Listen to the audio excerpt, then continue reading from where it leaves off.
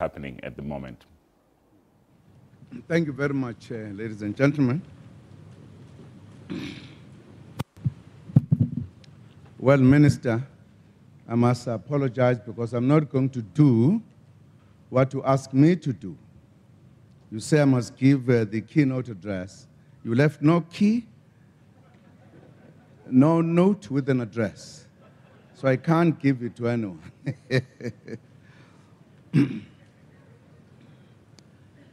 The Premier of Limpopo, Mr. Stan Matabata, Public Enterprises Minister, Ms. Lynn Brown, Economic Development Minister, Mr. Ibrahim Patel, and the Minister of Energy, Tina Jumat, and the Minister of Public Works, Tulas Ngesi, and all other ministers who might be present here. Waterberg Executive Mayor, Councillor Rosina Mokotlane,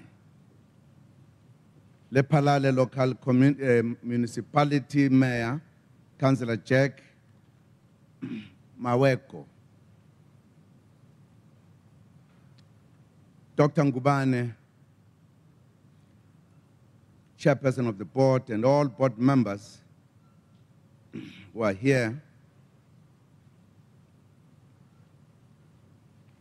the Chief Executive of ESCOM, Mr. Brian Molefe, and the management team as a whole, Tikhochi Saruna, Erteng Mo, Hoshi Seleka, Hoshi Langa, and Hoshi Shongowane. Ishoko Shongwan. The community of Liparale, fellow South Africans, I greet you all today.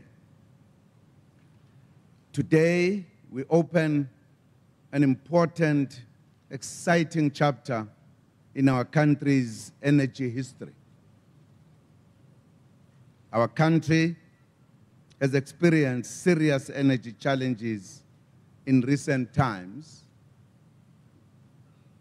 The shortage of energy does not only cause enormous inconvenience to our people, it is a serious impediment to economic growth. The difficult economic global conditions and our energy shortage are a serious challenge for the South African economy. Today, we are gathered to say to our people, there is light at the end of the tunnel.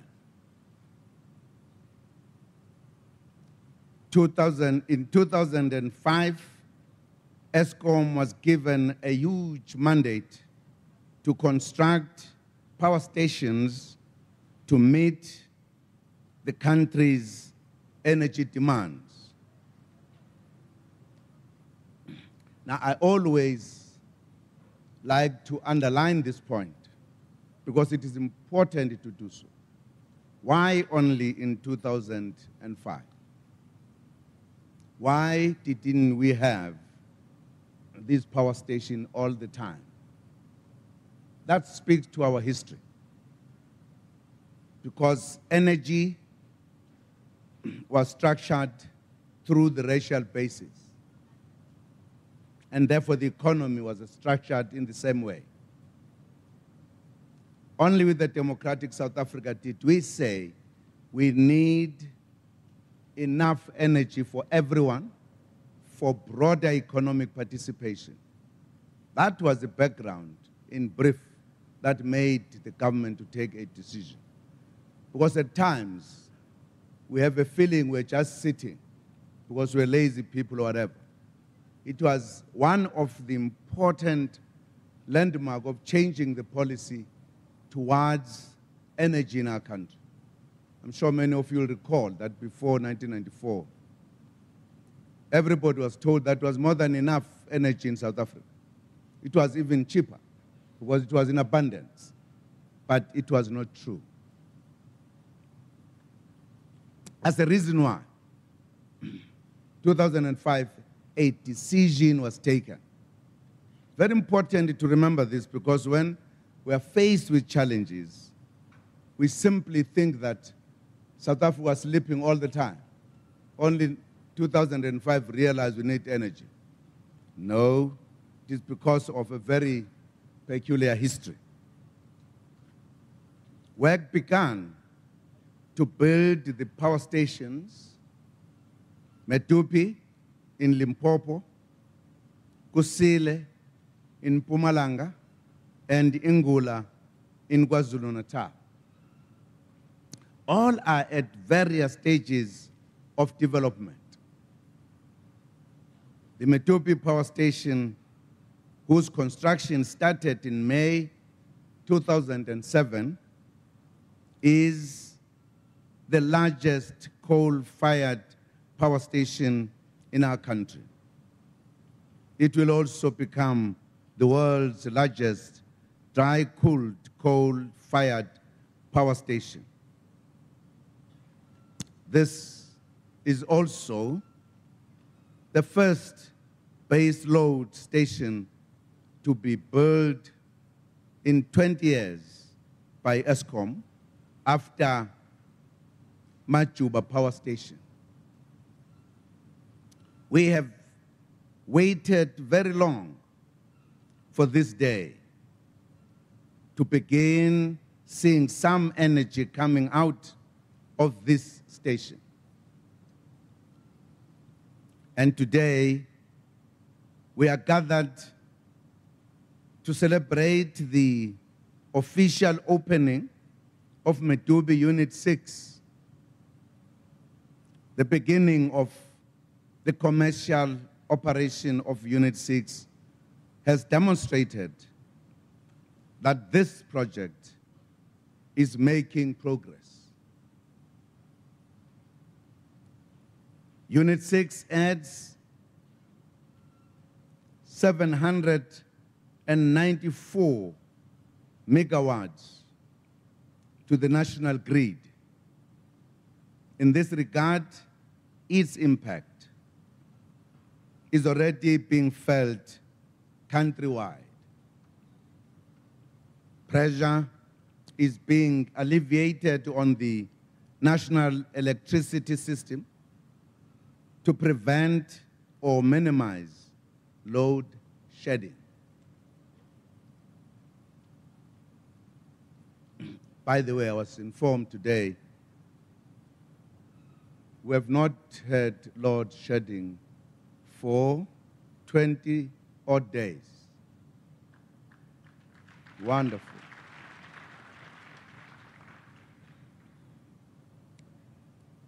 This is a very important milestone in Eskom's growth trajectory towards 4,800 megawatts capacity that must be achieved at the completion of the other 5 units. The Medupi project is a living example for the pervasive impact and potential of our infrastructure projects with regard to stimulating the local economies, as it is the case here in Lephalale. The construction of this site jacked the economy of this area very significantly in terms of job creation mainly, infrastructure development, and social investment. The town of Lephalale's GDP, for an example, has increased by about 95% per year as a result of the construction. At the peak of the construction, about 18,000 construction employees and 2,000 supporting staff were employed here, sourced mostly from the local areas, thus contributing to the improvement of local skills. There are currently more than 13,000 employees on site at Medupi, while Kusile has 14,000. In all these projects, South African companies were prioritized for procurement and obtained 62% of the 75 billion rand on the contracts for the new build program. Other added benefits of the Medupi project included skills development, which was part of the contractual obligations targeting skills such as boiler making, coded welding, engineering. I must say, there is evidence of this. When we took the round, I found young men and women, black, handling the most sophisticated machines. I felt good.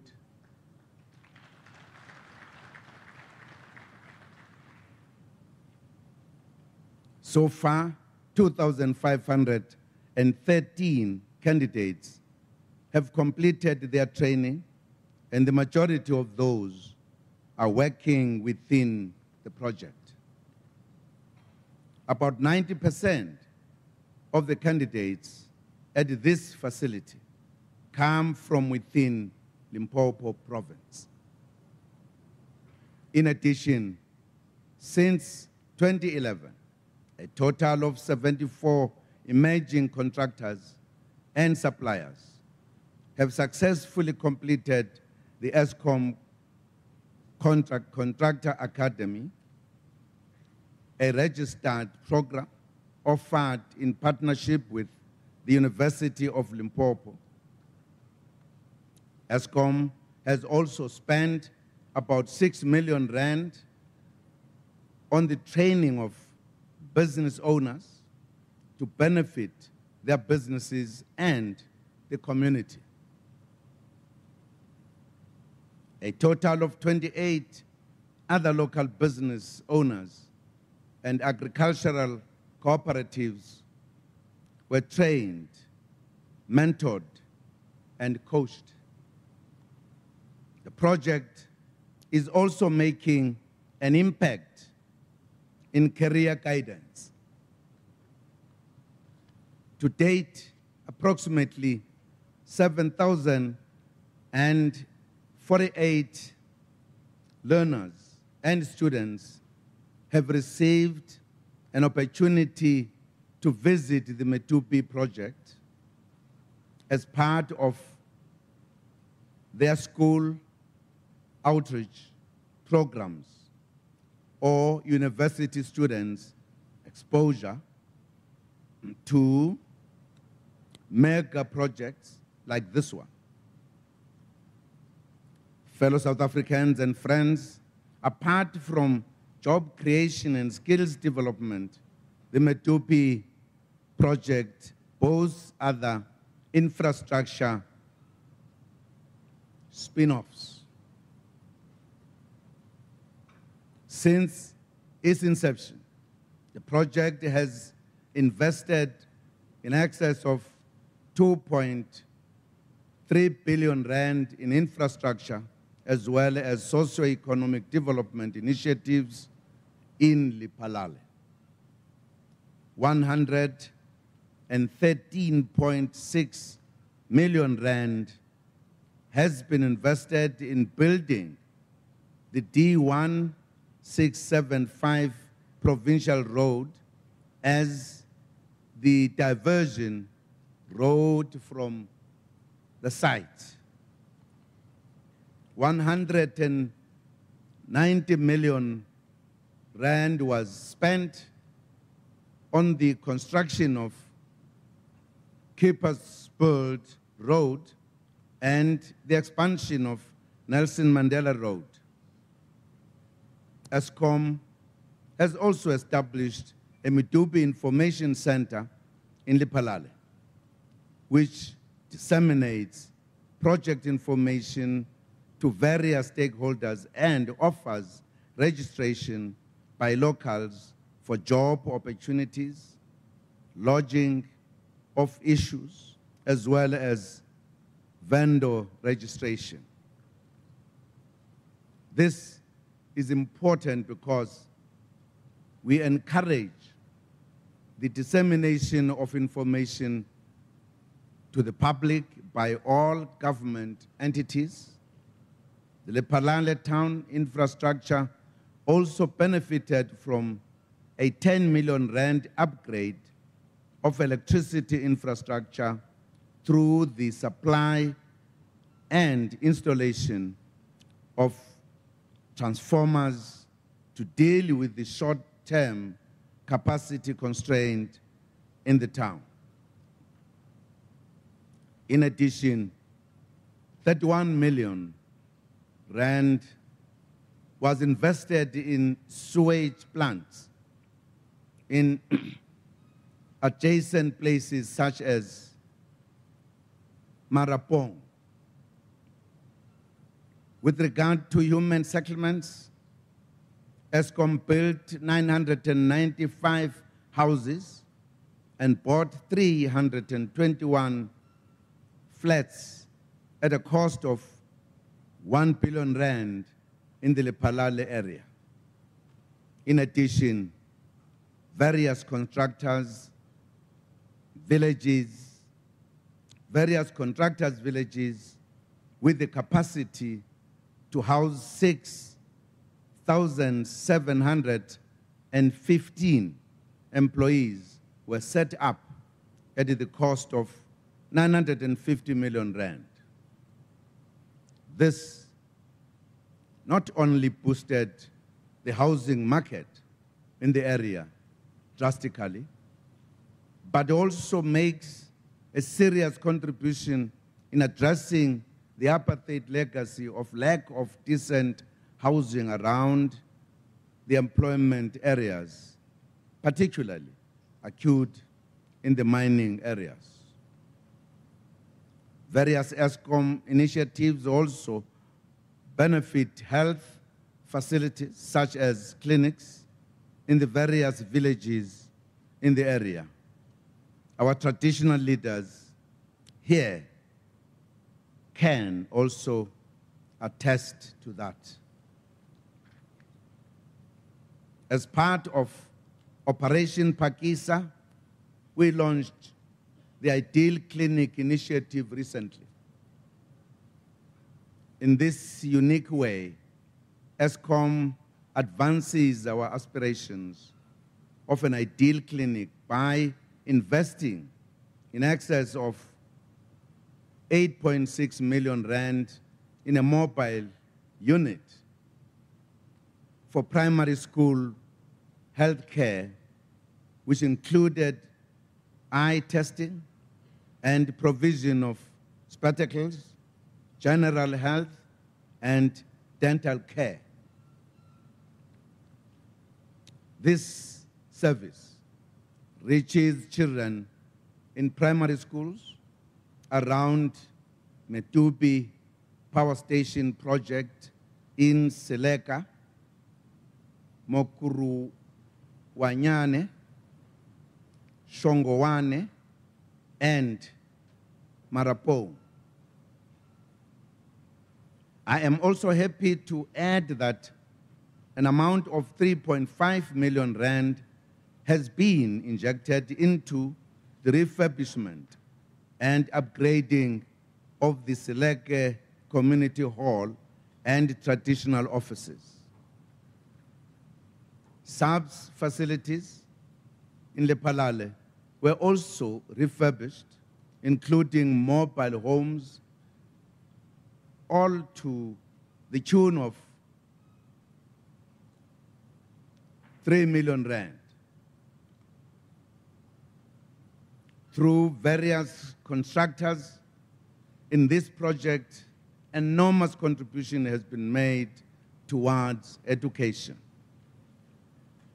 They have supported mobile classrooms, equipment, payment of some teachers, school development training, schools renovations, as well as financial injections towards particularly early childhood development centers. ESCOM also supports various youth and community development forums and makes interventions in the agricultural field as well, and dispensed disaster relief during the floods in the area. Ladies and gentlemen, it is important to also emphasize that despite the bustle of activity in this area, the Medupi project adhered to the highest standards of environmental probity as possible, starting with their location where there is low environmental impact on the chosen site. The fact that great care was taken to preserve and protect the natural environment of this area, particularly plants and animals, is an exemplary case of development that takes due cognizance of the natural environment, showing that one should not really be inimical to another.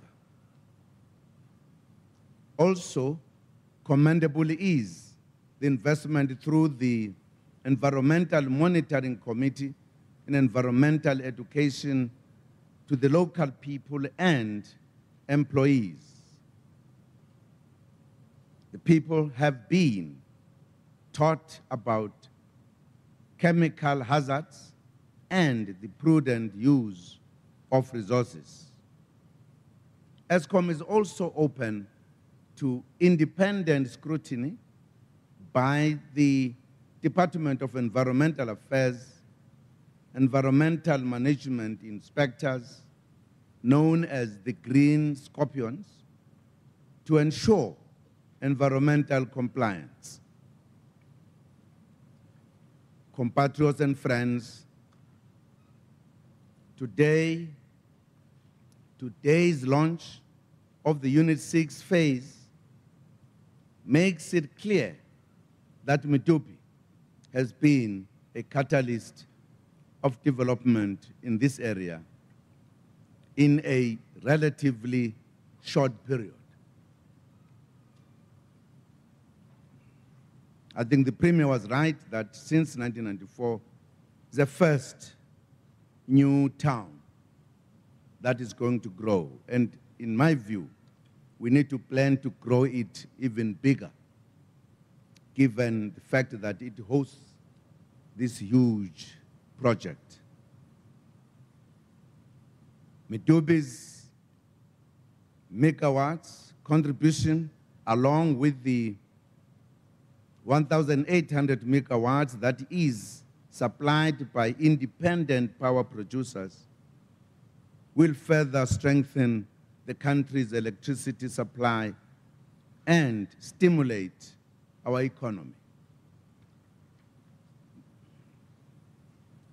This will help achieve the projection made with regard to Medupi, that at its completion, it will directly grow South Africa's GDP by approximately 0.35% per year. The coming onto stream of Unit 6 takes place at a most opportune moment for our country during a difficult global and domestic economic climate.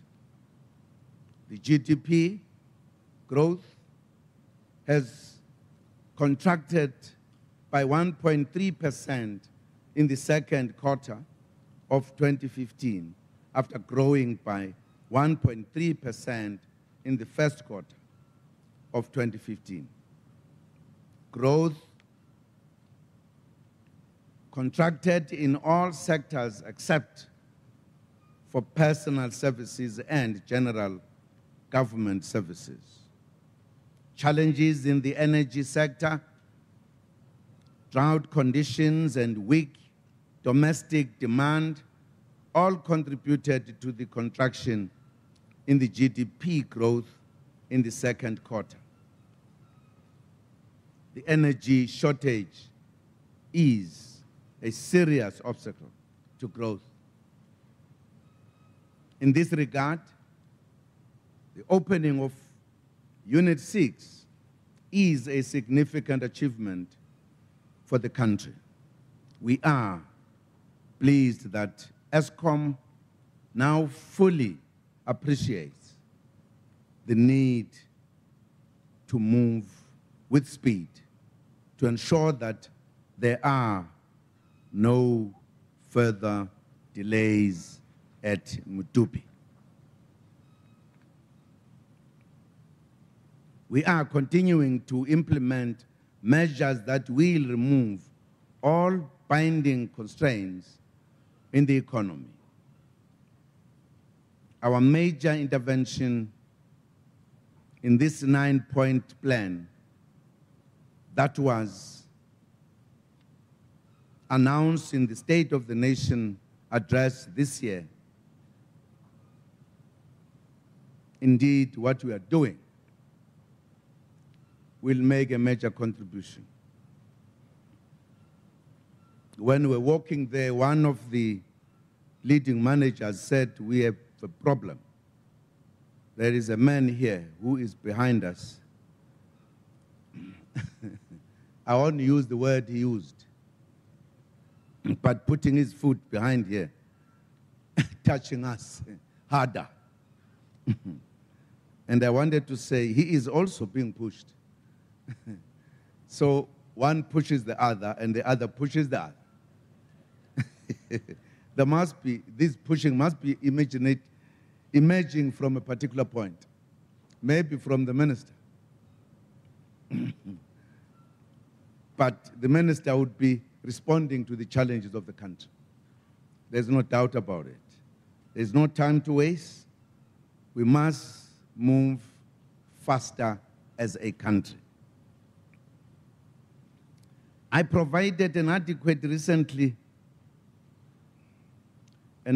update to the nation on the implementation of the plan, which is informed by the National Development Plan. The plan is aimed at removing constraints and to boost business and consumer confidence, investment, and economic growth.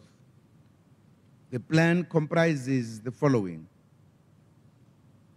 A, revitalization of the agriculture and the agro-processing value chain. B, advancing beneficiation, adding value to our mineral wealth. C, more effective implementation of a higher impact industrial policy action plan. D, unlocking the potential of SMME, cooperatives, township and rural enterprises. E, resolving the energy challenge. F, stabilizing the labor market. G, increasing private sector investment. H, growing the ocean economy.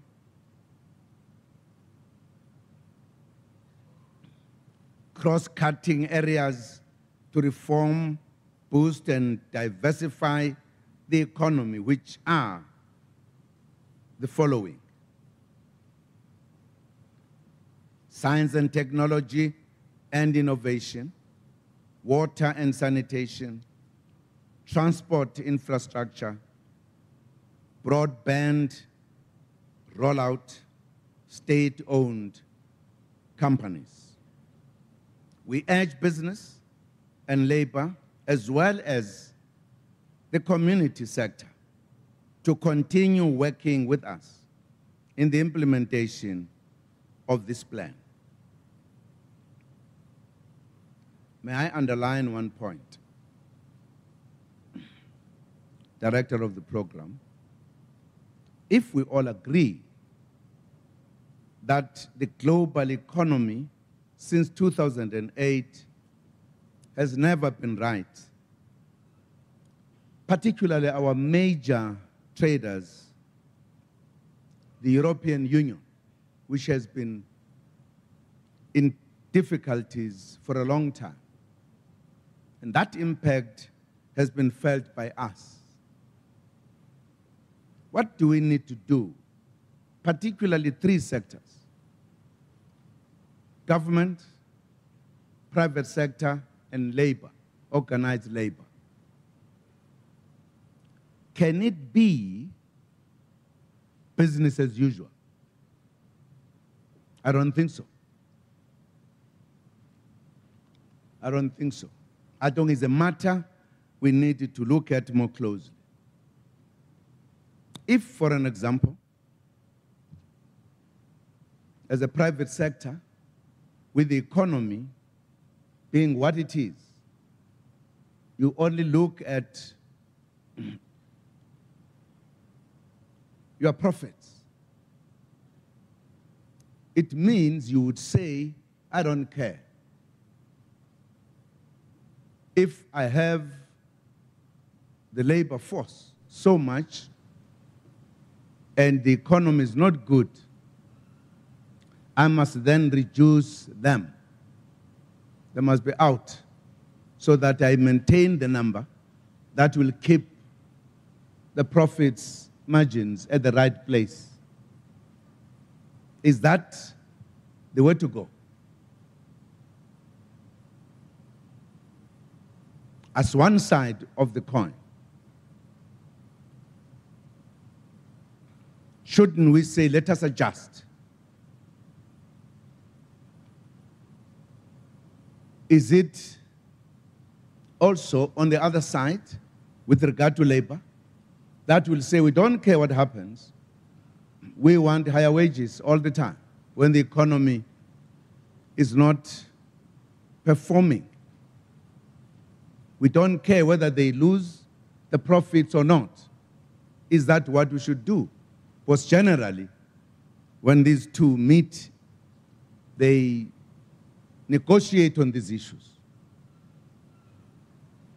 At the end, it impacts on government as well, in a variety of ways. Shouldn't we come together and firstly recognize and accept the fact that the economy is sick?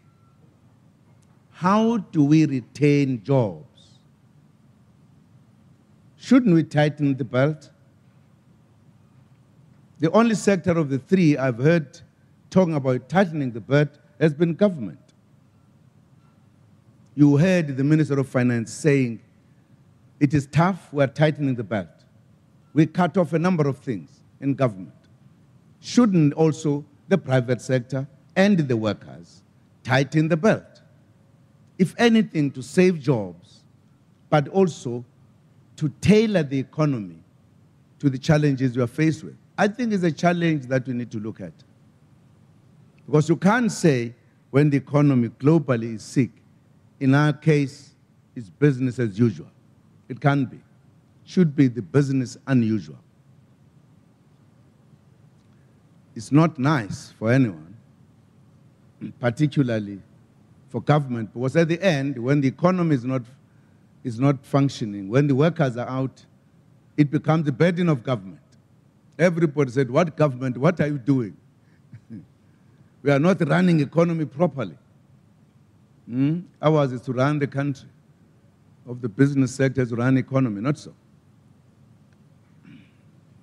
So all I'm saying, we do need to look at this stage, that in case we are faced with a challenge, let us look at what is happening. We did it when it began in 2008. We all came together. We even, because we were working together, established a fund that was then designated to help the workers if they have to be out. That instead of them staying at home, they were trained, being prepared, skilled, and getting something to take home. I think that's the kind of culture we need to strengthen between the three sectors. Absolutely important. I'm taking advantage because all of you are here, including government. I've got ministers, I've got private sector, I've got workers. Not so.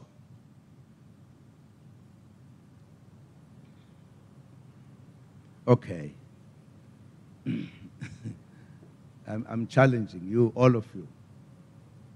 Let us accept the fact that the economy is not well. For an example, there's a problem of iron and steel now. Because of the lack of the market out there, it impacts on us. What do we do? Shouldn't we work out ways and means of how to handle this in any way? As an old man in the village, I have the right to say things at times that young people can't say. Not so. Ladies and gentlemen, it has been a long wait since my last visit here in June 2012. I'm sure many will remember. It is my pleasure now, I'm not going to describe what happened in that visit. It is my pleasure now to finally, officially open the Unit 6 phase of the Medupi power station. Working together,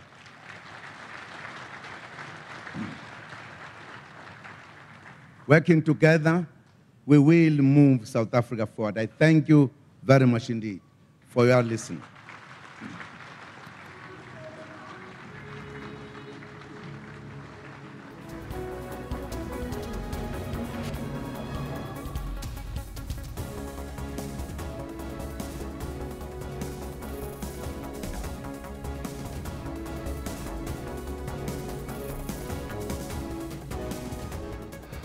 Well, those were the live pictures coming from Medupi power station in Lephalale in Limpopo province.